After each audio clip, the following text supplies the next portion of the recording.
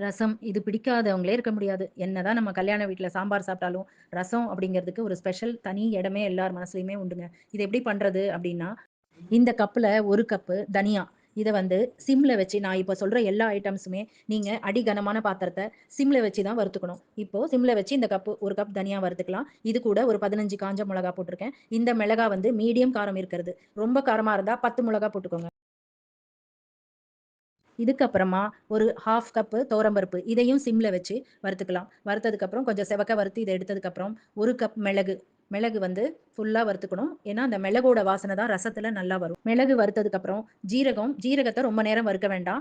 லைட்டா ஒரு 2, 3 தடவ பெரட்டி விட்டுட்டு, அந்த சூட்டுக்கே அந்த ஜீரகம் வந்து உங்களுக்கு லைட்டா பொரிஞ்ச மாரி ஆயிடும். உடனே நீங்க அடுப்ப ஆஃப் பண்ணிடுங்க. வாசனையா இருக்கும். லாஸ்ட்டா ஜீரகத்த வறுத்து முடிச்சிருங்க. இது எல்லாத்தையும் நம்ம நைஸா வந்து மிக்ஸியில அரைச்சுக்கலாம். அரைச்சதுக்கப்புறம் ரசம் வைக்கும்போது, இங்க ஒரு முக்கியமான டிப்ஸ் இருக்கு.